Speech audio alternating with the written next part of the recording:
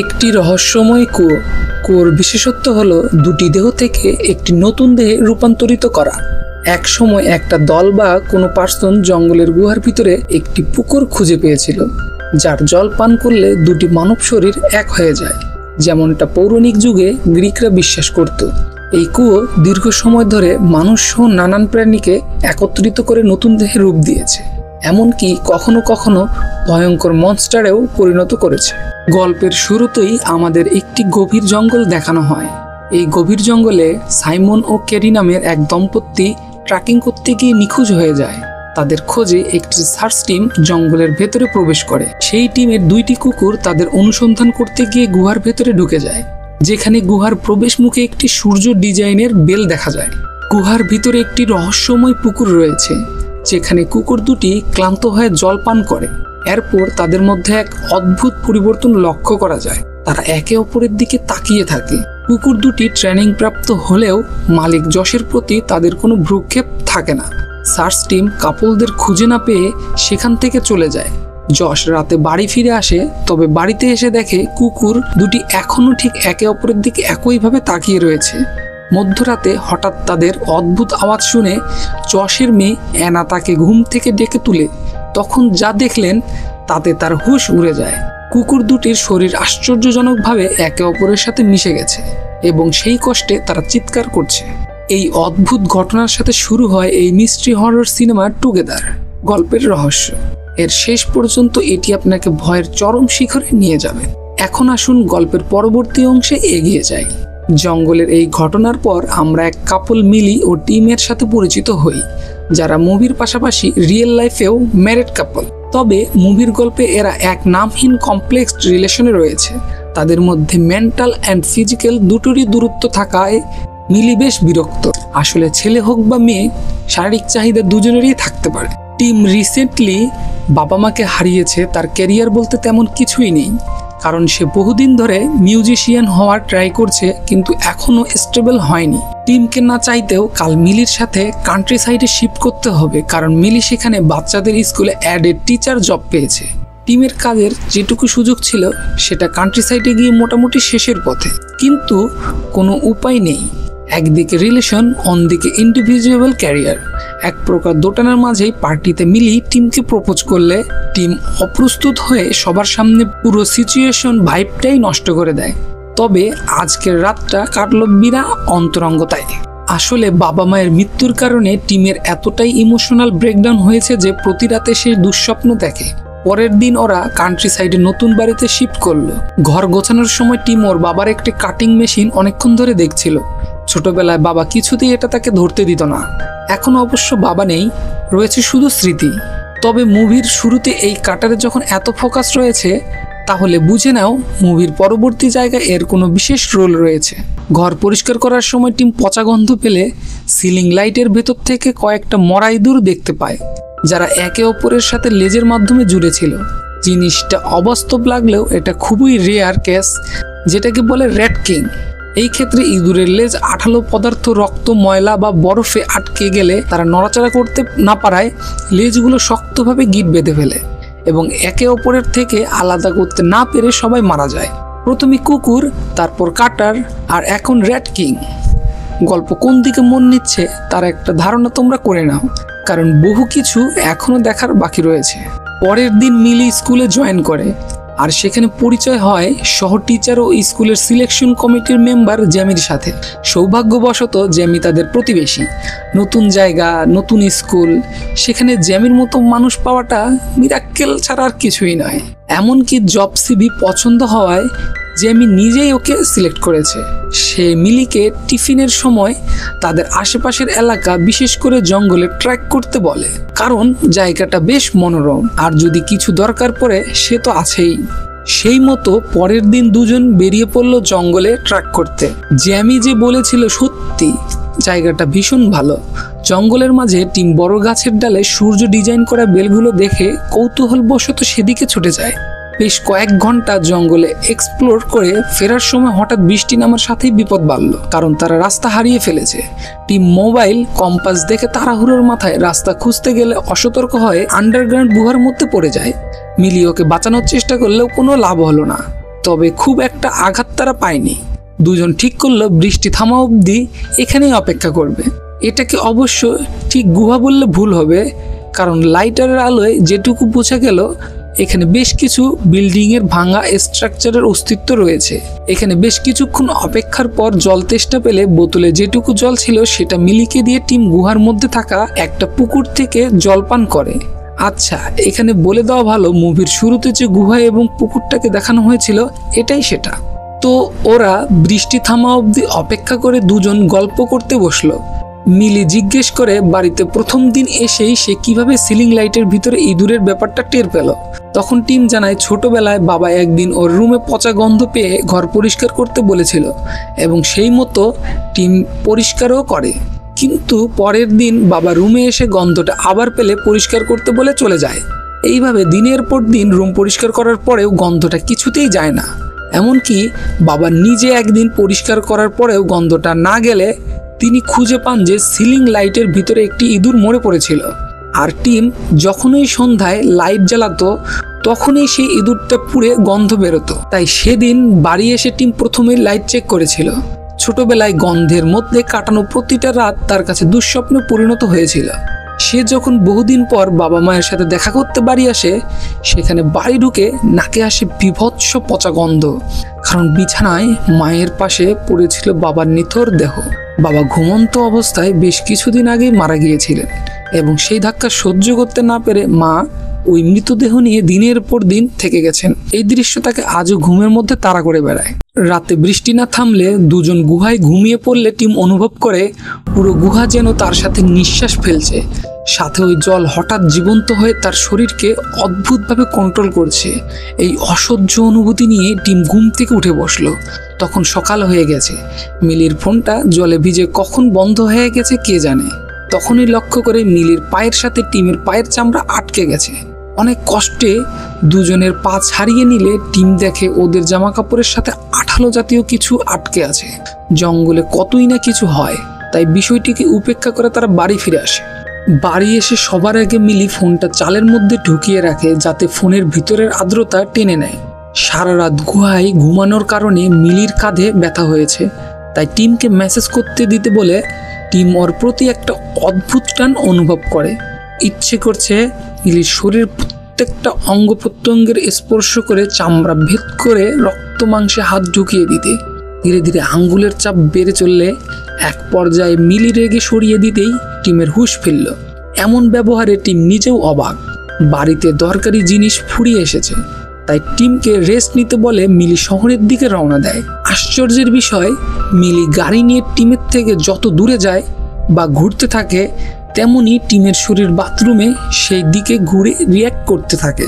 সাথে মিলির প্রতি অদ্ভুত আকর্ষণ অনুভব করে। সেই প্রেসারে এতটাই বেশি ছিল যে টিম বাথরুমের টাইলস ফাটিয়ে দিতেই আচমকা হুঁশ ফিরলে মিলিকে না জানিয়ে সোজা দেখা করলো ডাক্তারের সাথে। কনসাল্ট করে যেটুকু বুঝলো অত্যাধিক মানসিক চাপের কারণে ওর প্যানিক অ্যাটাক হয়েছে, তাই টিমকে মাসেল রিল্যাক্স করার ওষুধ দেয়।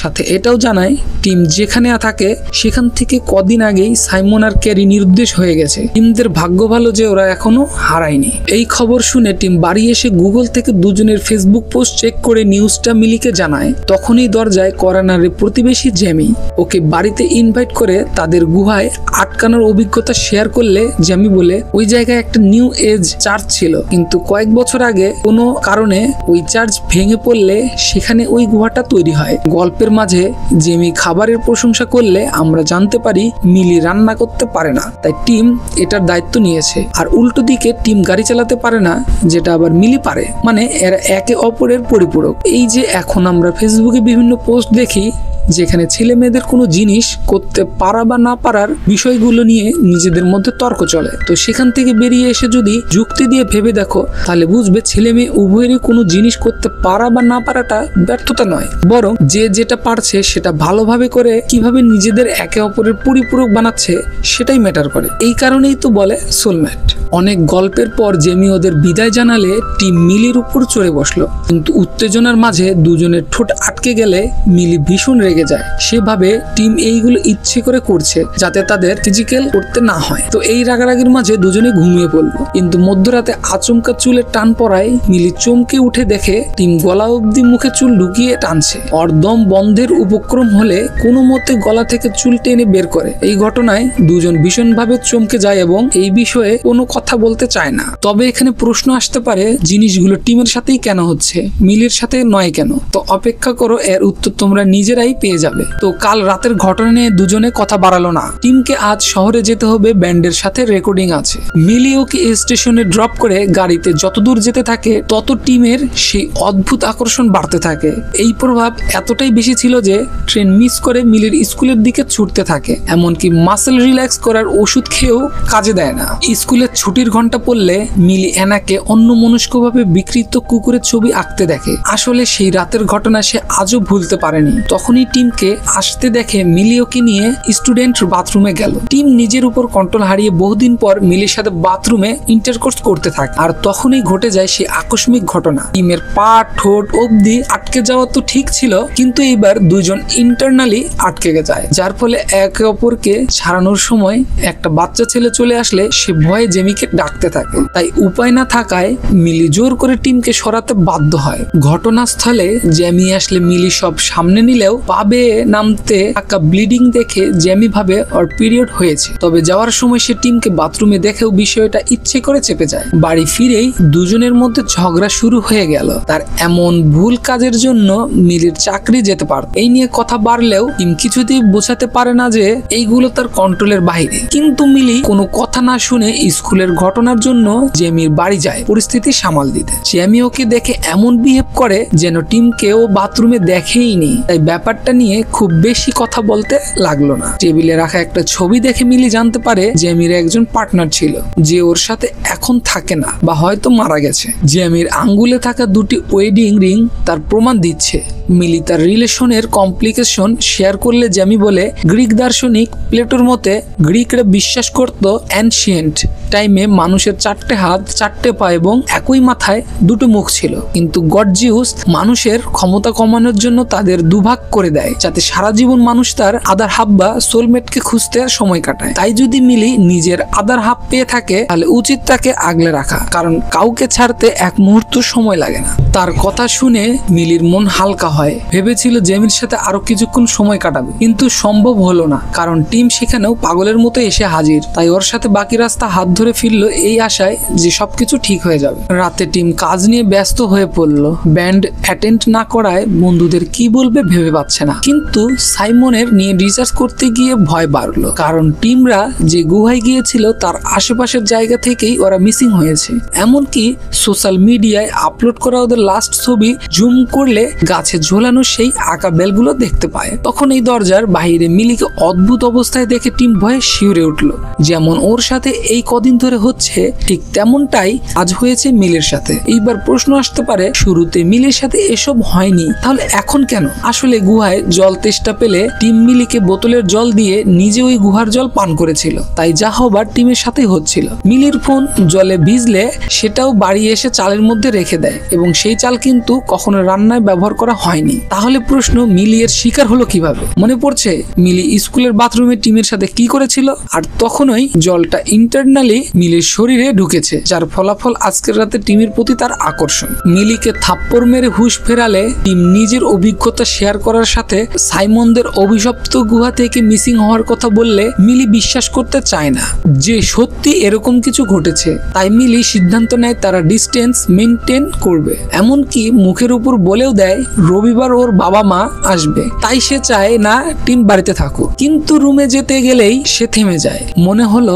যেন এক অদৃশ্য শক্তি তাকে টিমের দিকে টানছে। মিলি চলে যেতেই টিম দেখে শুধু তাদের বডি নয়, বরং মিলির নাক থেকে পড়া রক্ত টিমের দিকে চুম্বকের মতো আকৃষ্ট হচ্ছে। প্ল্যান মাফিক রাতে দুজন আলাদা ঘরে দরজা লাগিয়ে ঘুমাতে গেল, কিন্তু মাঝরাতে তারা অজান্তেই একে অপরের দিকে অটোমেটিক আকৃষ্ট হতে থাকে। দুজন অনেক চেষ্টা করে নিজেদের দূরে রাখতে, কিন্তু এক অদৃশ্য প্রভাবশালী শক্তি তাদের যে কোনো প্রকারে টানছে যাতে দুই শরীর এক হয়ে যায়। Kind of position.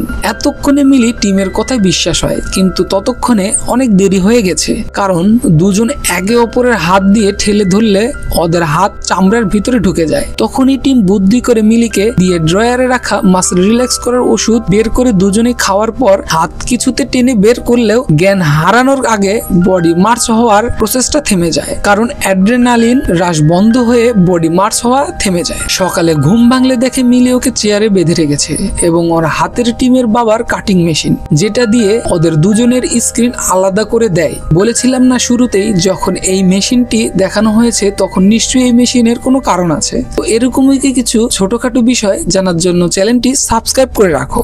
এই ভয়ানক ঘটনার পর তারা কিছু খেয়ে মিলি হাসপাতালে যেতে চাইলে টিমের বক্তব্য এসব ঘটনা থেকে পরিত্রাণ পাওয়ার জন্য তাদের সেই গুহায় যাওয়া উচিত, কিন্তু মিলি ওর কথা না শুনে হসপিটাল যেতে চাইলে দেখে গাড়ির চাবি জ্যামের বাড়িতে ফেলে এসেছে। তাই মিলি জ্যামের বাড়ির দিকে যায় আর মিলি সেই গুহার সেই রহস্য উদ্ঘাটনের জন্য যায়। আর কিছু হোক বা না হোক দুজনের মধ্যে ডিস্টেন্স তো বজায় থাকবে। মিলি জ্যামকে না পেয়ে সোজা ওর ঘরে ঢুকলে দেখে দরজায় ঝোলানো রয়েছে সেই সূর্য আঁকা বেল। মিলি চাবি খুঁজতে গিয়ে পাশের অন্ধকার রুমে শুনতে পায় টিভির আওয়াজ। সেখানে একটি ভিডিও চলছে, সেখানে দুটি ছেলের বিয়ে হচ্ছে একটা চার্চে, যেটা জ্যামির মধ্যে কয়েক বছর আগে গুহার ভিতরে ভেঙে পড়েছিল। অর্থাৎ ওই গুহাটাই হলো সেই চার্চ, যার প্রমাণ ভিডিওতে দেখানো দুটো মানব শরীর এক হয়ে যাওয়ার পেইন্টিং, যেটা টিম গুহার মধ্যেও দেখতে পাচ্ছে। এক সময় একটা দল বা কোনো পার্সন জঙ্গলের গুহার ভিতরে একটি পুকুর খুঁজে পেয়েছিল, যার জল পান করলে দুটো মানব শরীর এক হয়ে যায়। যেমনটা পৌরাণিক যুগে গ্রিকরা বিশ্বাস করত, তখন এই গুহাটিকে কেন্দ্র করে সিক্রেট চার্চ তৈরি করা হয়, কিন্তু চার্চ পরবর্তীকালে ধসে পড়ে বা বলা যেতে পারে অভিশপ্ত গুহা চার্চকে নিচের দিকে মার্চ করে নিয়েছে। এই কারণে টিমরা যখন গুহায় সারা রাত বিশ্রাম নিয়েছিল তখন সকালে উঠে দেখে তাদের শরীর ও ড্রেস অদ্ভুতভাবে গুহার পাথরের সাথে আটকে গিয়েছিল। ওদিকে মিলি ভিডিওটি দেখে দুজন আংটি বদল করে নিজেদের হাত কেটে চার্চের জল পান করতেই দুজনের শরীর জুড়ে গিয়ে একটি নতুন শরীরে পরিবর্তিত হয়, যেটা ছিল এই জ্যামি। অর্থাৎ জ্যামির পার্টনার তাকে কখনো ছেড়েই যায়নি। ওরা দুটো শরীর মিলেই জ্যামির নতুন রূপ দিয়েছে, আর এটা এক কথা পারফেক্ট সোলমেট। তখনই পিছন থেকে জ্যামি বলে, যা হওয়ার হয়ে গিয়েছে, তাই এখন না চাইলেও টিমকে মন থেকে অ্যাকসেপ্ট করতে হবে, তা না হলে তার পরিণাম হবে ভয়ঙ্কর। আর সেটা কতটা ভয়ঙ্কর, শুরুতে দেখানো দুইটি কুকুর, সেই কুকুর দুটি একে অপরের সাথে মার্চ হতে চায়নি, তাই তারা এক অদ্ভুত জীবে পরিবর্তিত হয়ে গিয়েছে। আর যেমনটা হয়েছে মিসিং হয়ে যাওয়া সাইমন আর ক্যাবির সাথে, মার্জিং এর সময় সাইমন নিজেকে মেরে ফেলায় ওদের শরীর এক অদ্ভুত কদাকার রূপ নিয়েছে, আর এখন টিমের কাছে মৃত্যু ভিক্ষা চাইছে। যে আমি রিফিল করে মিলি নিজের ইচ্ছায় এখানে আসেনি, বরং তাকে আনা হয়েছে। মনে আছে শুরুতে জ্যামি বলেছিল মিলির সিভি পছন্দ হওয়ায় সে তাকে রিকমেন্ড করেছে, আসলে সিভি নয় বরং মিলির পার্টনার আছে কিনা সেইগুলি দেখেই তাকে এইখানে আনা হয়েছিল। তো সব জানার পর মিলি ভয়ে পালাতে গেলে জ্যামি আংটি দিয়ে মিলির হাতের অনেকটা অংশ কেটে দেয়। তখন মিলি জ্যামিকে আহত করে পালিয়ে যায়। ওদিকে টিম গুহা থেকে বেরিয়ে বাড়ি ফিরলে মিলির সাথে দেখা হয়ে যায়, ফলে তারা একে অপরের দিকে প্রবলভাবে আকৃষ্ট হতে শুরু করে। কিন্তু টিম জানে মার্চিং কি করে বন্ধ করতে হয়, তাই টিম শেষবারের জন্য মিলিকে প্রপোজ করে মনের কথা জানিয়ে দেয়। হতে পারে সে একজন লুজার পার্টনার, কিছুই পারে না, স্টেবল ক্যারিয়ার নেই, কিন্তু দিন শেষে এটাই সত্য যে মিলিকে ভীষণ ভালোবাসে। তখন টিম নিজেকে শেষ করতে গেলে মিলি জ্ঞান হারায়, কারণ জ্যামির আঘাতের কারণে মিলির অনেকটা রক্তক্ষরণ হয়ে গিয়েছে। এরপর কতটা সময় কেটে গেছে বলা মুশকিল, কারণ জ্ঞান ফিরলে দেখে মিলি এখনো বেঁচে আছে, কারণ টিম ওর হাত মিলির কাটা অংশে ঢুকিয়ে রক্ত দিয়েছে। মিলি এতদিন উপলব্ধি করতে পারে হাজার প্রতিকূলতা, ভিন্ন মানসিকতা এবং ভুল বোঝাবুঝির পরেও তারা হয়তো সত্যিকারের একে অপরের সোলমেট, তাই সিদ্ধান্ত নেয় তারা এই মার্চিং আটকাবে না। দুজন মন থেকে এক হয়েছে, এখন বাকি শুধু শরীর। টিম মিলির পছন্দের গান চালিয়ে একে অপরকে বুকে জড়িয়ে ধরল।